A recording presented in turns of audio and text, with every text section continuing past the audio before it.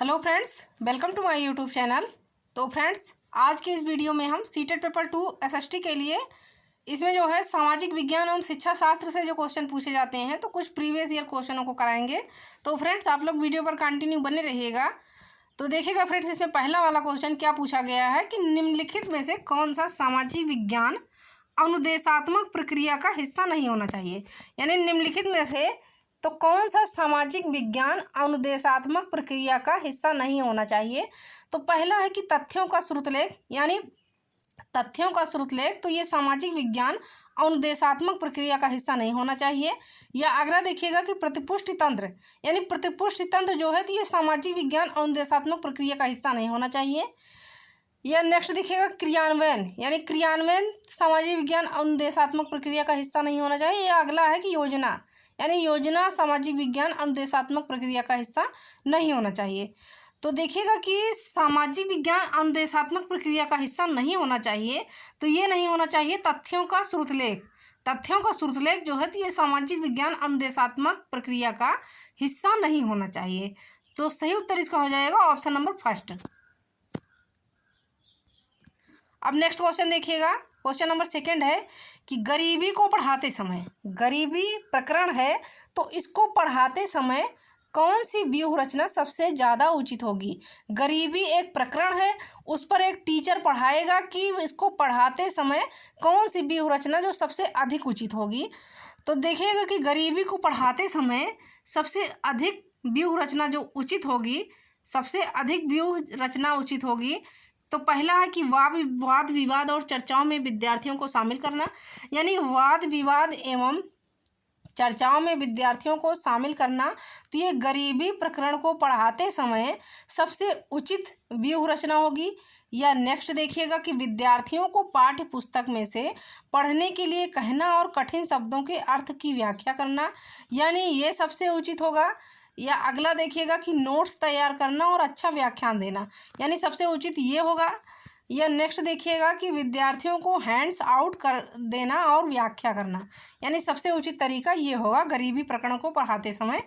तो देखिए कि गरीबी प्रकरण को पढ़ाते समय तो सबसे अच्छी व्यूह रचना, यानी सबसे ज़्यादा व्यूह रचना जो सबसे ज़्यादा उचित होगी तो वो होगी कि वाद विवाद और चर्चाओं में विद्यार्थियों को शामिल करना।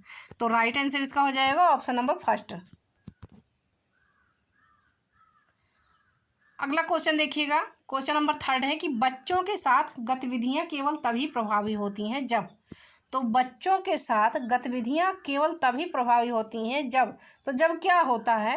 तो पहला देखिएगा कि शिक्षिका उन्हें अपनी पाठ्य योजना को पूरा करने के लिए करवाती हैं, यानी बच्चों के साथ गतिविधियां तभी प्रभावी होगी जब शिक्षिका उन्हें अपनी पाठ्य योजना को पूरा करने के लिए करवाती हैं।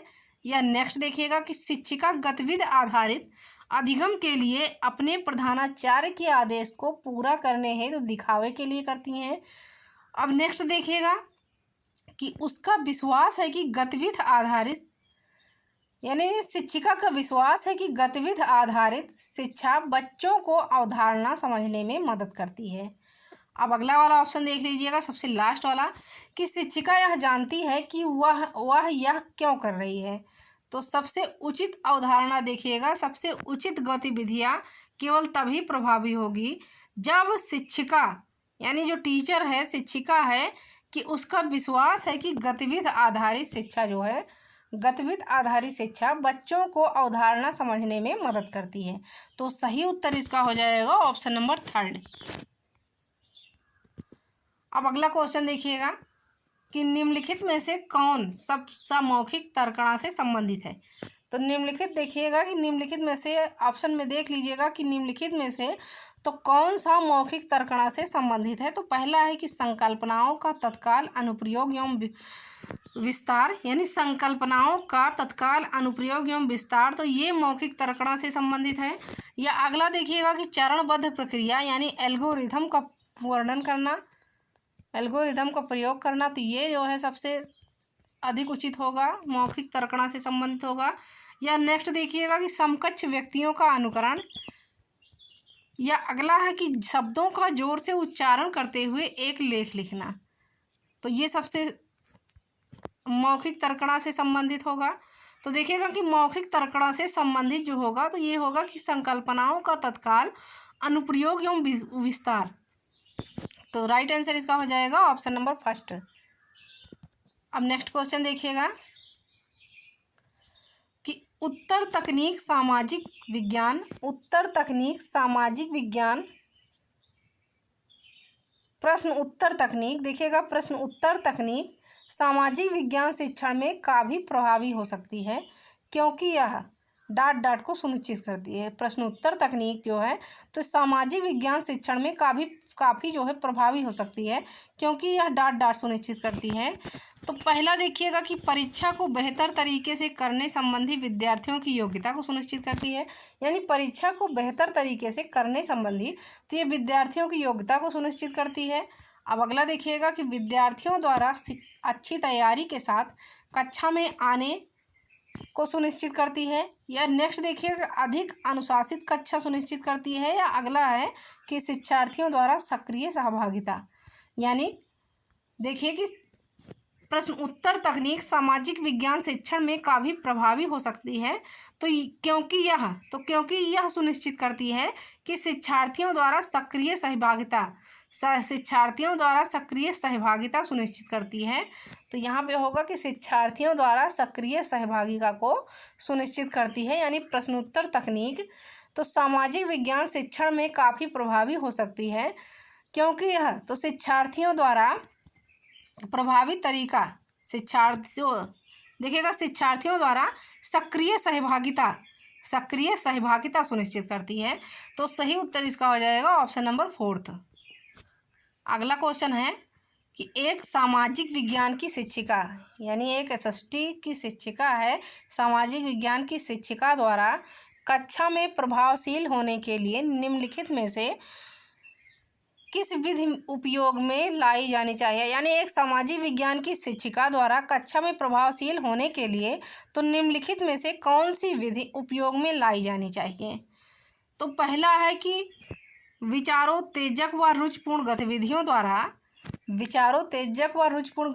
द्वारा शिक्षार्थियों का विषय के प्रति आकर्षण बढ़ाना, यानी ये विधि उपयोग में लानी चाहिए एक जो है सामाजिक विज्ञान की शिक्षिका द्वारा। या अगला देखिएगा कि प्रत्येक सोमवार को परीक्षा लेकर छात्राओं का ज्ञानवर्धन करना, ये विधि अपनाई जानी चाहिए। या नेक्स्ट है कि धीरे सीखने वाले शिक्षार्थियों के विश्वास को बढ़ाने हेतु ढीले ढंग से ग्रेड्स देना, यानी ये जो है प्रक्रिया अपनानी चाहिए। या अगला है कि माता पिता को बच्चों की शिक्षा में सम्मिलित करने हेतु गृह परियोजना देना। तो ये प्रभावी तरीका सबसे ज़्यादा इसके लिए जो है उपयोगी तरीका अपनाई जानी चाहिए। तो देखिए कि एक सामाजिक विज्ञान की शिक्षिका द्वारा कक्षा में प्रभावशील होने के लिए तो विचारोत्तेजक व रुचिपूर्ण गतिविधियों द्वारा शिक्षार्थियों का विषय के प्रति आकर्षण बढ़ाना, इस विधि को उपयोग में लाना चाहिए। तो सही उत्तर इसका हो जाएगा ऑप्शन नंबर फर्स्ट। अब नेक्स्ट क्वेश्चन देखिएगा कि प्रेरक अधिगम यानी इंडक्टिव लर्निंग निम्नलिखित में से किस उपागम के विपरीत है। अब देखिएगा इसमें पूछा गया है कि विपरीत है प्रेरक अधिगम इंडक्टिव लर्निंग, तो निम्नलिखित में से किस उपागम के विपरीत है। तो पहला है कि निपुणता अधिगम के, यानी प्रेरक अधिगम इंडक्टिव लर्निंग जो है तो ये निपुणता अधिगम उपागम के विपरीत है। या अगला है कि संरचनात्मक प्रशिक्षण के विपरीत है, यानी संरचनात्मक प्रशिक्षण उपागम के विपरीत है। या अनुरूपण यानी नकल करना इस उपागम के विपरीत है। या प्रतिपादक शिक्षण यानी प्रतिपादक शिक्षण उपागम के विपरीत है। तो प्रेरक अधिगम यानी इंडक्टिव लर्निंग तो ये जो है निपुणता अधिगम उपागम के विपरीत है। तो राइट आंसर इसका हो जाएगा ऑप्शन नंबर फर्स्ट। अब नेक्स्ट क्वेश्चन देखिएगा कि निम्नलिखित में से कौन सा नियमों विनियमों और मूल्यों के सामाजिक अधिगम को बढ़ावा देगा। यानी निम्नलिखित में से तो कौन सा जो है नियमों विनियमों और मूल्यों के सामाजिक अधिगम को बढ़ावा देगा। तो पहला है कि परियोजना कार्य, यानी परियोजना कार्य जो है तो नियमों विनियमों के और मूल्यों के सामाजिक अधिगम को बढ़ावा देगा। या समूह चर्चा समूह चर्चा नियमों विनियमों और मूल्यों के सामाजिक अधिगम को बढ़ावा देगा। या अगला है कि किताब पढ़ना, यानी किताब पढ़ना तो इस अधिगम को बढ़ावा देगा, नियमों विनियमों और मूल्यों के सामाजिक अधिगम को। या निबंध लिखना, तो इसका सही उत्तर हो जाएगा ऑप्शन नंबर सेकंड कि समूह चर्चा। समूह चर्चा जो है तो नियमों विनियमों और मूल्यों के सामाजिक अधिगम को बढ़ावा देगा, तो सही उत्तर इसका हो जाएगा ऑप्शन नंबर सेकंड। अब नेक्स्ट देखिएगा, नेक्स्ट वाला क्वेश्चन है कि उच्च प्राथमिक स्तर पर यानी अपर प्राइमरी लेवल पर तो भूगोल के शिक्षण के लिए निम्नलिखित में से कौन सी विधि सबसे अधिक उपयोगी है। उच्च प्राथमिक स्तर पर देखिएगा कि उच्च प्राथमिक स्तर पर तो भूगोल के शिक्षण के लिए निम्नलिखित में से कौन सी विधि सबसे अधिक उपयोगी है। तो पहला है कि कहानी सुनाना यानी अपर प्राइमरी लेवल पर तो शिक्षण की देखिएगा, भूगोल शिक्षण के लिए निम्नलिखित में से कौन सी विधि पूछा गया है अधिक उपयोगी है, तो यानी कहानी सुनाना, तो ये उच्च प्राथमिक स्तर पर सबसे उपयोगी होगा। या वाद विवाद करना, यानी वाद विवाद करना तो उच्च प्राथमिक स्तर पर भूगोल शिक्षण के लिए सबसे अधिक उपयोगी होगा। या अगला है कि परिचर्चा, यानी परिचर्चा करवाना, तो ये उच्च प्राथमिक स्तर पर भूगोल शिक्षण के लिए सबसे अधिक उपयोगी होगा। या नेक्स्ट देखिएगा कि क्षेत्र भ्रमण, यानी क्षेत्र भ्रमण करवाना, तो ये अपर प्राइमरी लेवल पर भूगोल शिक्षण के लिए सबसे अधिक उपयोगी होगा। तो देखिएगा कि उच्च प्राथमिक स्तर पर भूगोल शिक्षण के लिए सबसे अधिक उपयोगी जो होगा वो होगा परिचर्चा में शामिल करना, तो ये उच्च प्राइमरी स्तर पर भूगोल शिक्षण के लिए सबसे अधिक उपयोगी होगा। तो इससे जो है बच्चों को ज़्यादा से ज़्यादा जानकारी मिलेगी, ज़्यादा से ज़्यादा जानकारी उनके पास इकट्ठा होगी। तो सही उत्तर इसका हो जाएगा ऑप्शन नंबर 3 कि परिचर्चा करवाना। अब अगला देखिएगा कि निम्नलिखित में से नियमों विनियमों और मूल्यों के सामाजिक अधिगम को बढ़ावा देगा। तो निम्नलिखित में से देखिएगा कि नियमों विनियमों और सामाजिक अधिगम को बढ़ावा देगा। तो पहला है कि परियोजना कार्य, उसके बाद समूह चर्चा, किताब पढ़ना या निबंध लिखना। तो देखिए समूह चर्चा जो है तो वो नियमों विनियमों और मूल्यों के सामाजिक अधिगम को बढ़ावा देगा, तो सही उत्तर इसका हो जाएगा ऑप्शन नंबर सेकंड। अगला देखिएगा, अगला क्वेश्चन है कि आप कक्षा 8 में विद्यार्थियों को विविधता में एकता पढ़ा रहे हैं, यानी आप कक्षा 8 के विद्यार्थियों को तो विविधता में एकता पढ़ा रहे हैं। ये टॉपिक है, ये प्रकरण है कि आप कक्षा 8 के विद्यार्थियों को विविधता में एकता पढ़ा रहे हैं। आप विद्यार्थियों को प्रभावी तरीके से अवधारणा समझाने के लिए निम्नलिखित में से किस गतिविधि को करेंगे, यानी इस अवधारणा को आप प्रभावी तरीके से बच्चों को समझाने के लिए तो किस गतिविधि का प्रयोग करेंगे। आप एक प्रकरण पढ़ा रहे हैं कक्षा 8 के विद्यार्थियों को कि विविधता में एकता, तो देखिएगा कि इसको हम प्रभावी तरीके से, इस अवधारणा को प्रभावी तरीके से समझाने के लिए किस गतिविधि का प्रयोग करेंगे। तो पहला है कि विद्यालय के समीप हाइड्रो इलेक्ट्रिक परियोजना का मॉडल बनाना, यानी विद्यालय के समीप हाइड्रो इलेक्ट्रिक परियोजना का मॉडल बनाकर कक्षा 8 के विद्यार्थियों को हम विविधता में एकता की अवधारणा को स्पष्ट करेंगे, यानी समझाने में इस गतिविधि को करके मदद करेंगे। या अगला है कि पाठ को अच्छी तरह से पढ़ा देने के बाद परीक्षा लेना, ये वाला ऑप्शन सही हो जाएगा। या नेक्स्ट देखिएगा कि हमारे देश के नृत्य के विभिन्न प्रकारों पर फीचर प्रस्तुत करना और उनमें निहित समानताओं तथा अंतरों का मूल्यांकन करना, यानी ये प्रकरण जो है ये गतिविधि सबसे सही उपयोगी होगी।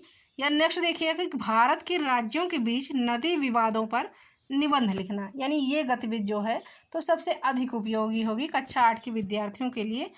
तो देखिए कि कक्षा 8 के विद्यार्थियों को जब हम विविधता में एकता नामक टॉपिक जो पढ़ा रहे हैं, प्रकरण पढ़ा रहे हैं, तो उसमें विद्यार्थियों को सबसे प्रभावी तरीके से उस अवधारणाओं को समझाने के लिए हम देखिएगा इस गतिविधि का प्रयोग करेंगे कि हमारे देश के नृत्य के विभिन्न प्रकारों पर फीचर प्रस्तुत करेंगे और उनमें निहित समानताओं तथा अंतरों का मूल्यांकन करेंगे। तो राइट आंसर इसका हो जाएगा ऑप्शन नंबर 3।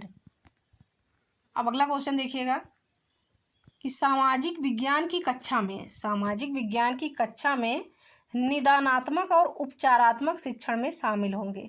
तो सामाजिक विज्ञान की कक्षा में निदानात्मक और उपचारात्मक शिक्षण में क्या शामिल होंगे? तो पहला है कि शिक्षार्थी की कठिनाई विशेष की पहचान करना, यानी ये शामिल होगा। या अगला है कि पढ़ने के लिए बहुत अधिक सामग्री उपलब्ध कराना। या नेक्स्ट देखिएगा कि चर्चा के लिए अनेक अवसर उपलब्ध कराना। या अगला है कि शिक्षार्थियों की त्रुटियों में तुरंत सुधार करना। तो देखिएगा कि सामाजिक विज्ञान की कक्षा में निदानात्मक और उपचारात्मक शिक्षण में तो ये शामिल होगा कि चर्चा के लिए अनेक अवसर उपलब्ध कराना, यानी चर्चा के लिए बच्चों को अनेक अवसर उपलब्ध कराना। तो सही उत्तर इसका हो जाएगा ऑप्शन नंबर 3। अगला है कि निम्नलिखित में से कौन सा प्रश्न विद्यार्थियों के आलोचनात्मक, निम्नलिखित में से तो कौन सा प्रश्न विद्यार्थियों के आलोचनात्मक यानी तार्किक चिंतन कौशल को विकसित करने में मदद करता है, यानी तार्किक उनके रीजनिंग चिंतन कौशल को विकसित करने में मदद करेगा। कौन सा प्रश्न जो है तो विद्यार्थियों के आलोचनात्मक यानी तार्किक चिंतन, जिसको हम कहते हैं रीजनिंग, तो उस चिंतन कौशल को विकसित करने में मदद करेगा। तो पहला देखिएगा कि महिलाओं पर कार्य का दोगुना बोझ। उसके बाद देखिए कि प्रदूषण को नियंत्रित करने के लिए सरकार द्वारा किए जाने वाले 2 उपायों को लिखिए। या नेक्स्ट है कि भारतीय स्वास्थ्य और भारतीय शिक्षा में सरकार की क्या भूमिका है, ये तार्किक चिंतन को बढ़ावा देगा। या अगला है कि सभी संक्रामक रोग जल जनित होते हैं, सत्य अथवा असत्य बताइए। तो ये सबसे देखिएगा कि तार्किक चिंतन कौशल को विकसित करने में मदद करेगा। तो विद्यार्थियों के लिए सबसे सही प्रश्न जो होगा उनके यानी तार्किक चिंतन कौशल को विकसित करने में मदद करेगा, तो वो है कि महिलाओं पर कार्य का दोगुना बोझ। यानी महिलाओं पर कार्य का दोगुना बोझ क्यों होता है? विद्यार्थियों के आलोचनात्मक यानी तार्किक चिंतन कौशल को विकसित करने में मदद करेगा। तो सही उत्तर इसका हो जाएगा ऑप्शन नंबर 1।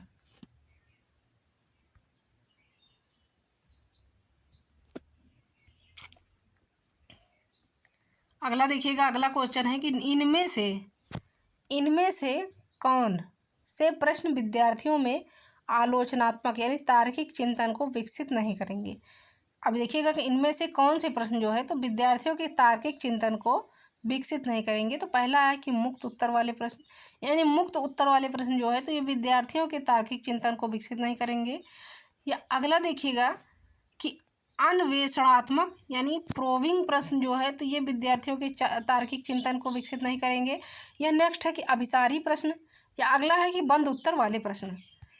तो सही उत्तर इसका हो जाएगा कि बंद उत्तर वाले प्रश्न जो हैं तो ये विद्यार्थियों में तार्किक चिंतन विकसित नहीं करेंगे। तो सही उत्तर इसका हो जाएगा ऑप्शन नंबर 4।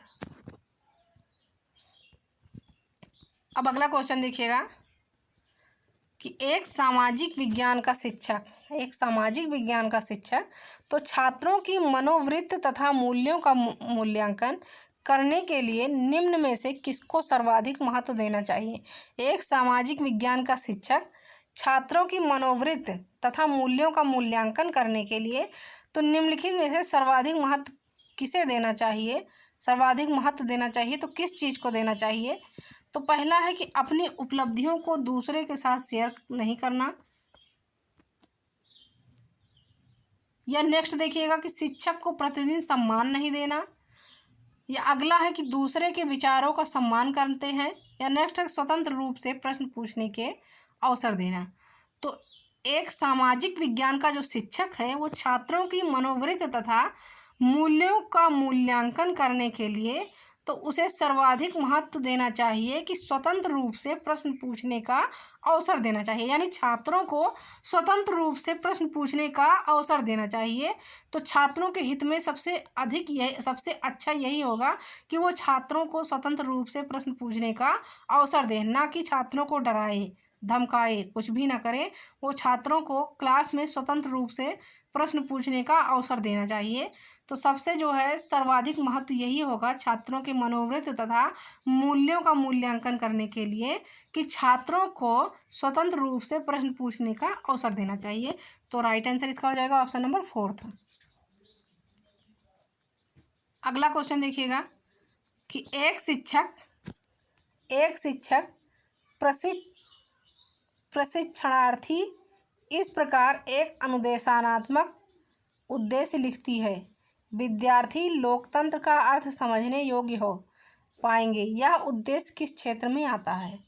तो देखिएगा कि यह उद्देश्य किस क्षेत्र में आता है, कि विश्लेषण क्षेत्र में आता है, या कौशल क्षेत्र में आता है, या संश्लेषण क्षेत्र में आता है, या अगला देखिएगा कि बोधन क्षेत्र में आता है। तो देखिए कि एक शिक्षक प्रशिक्षणार्थी इस प्रकार एक अनुदेशात्मक उद्देश्य लिखती है कि विद्यार्थी लोकतंत्र का अर्थ समझने योग्य हो पाएंगे। यह उद्देश्य आता है बोधन क्षेत्र के अंतर्गत। तो सही उत्तर इसका हो जाएगा ऑप्शन नंबर 4।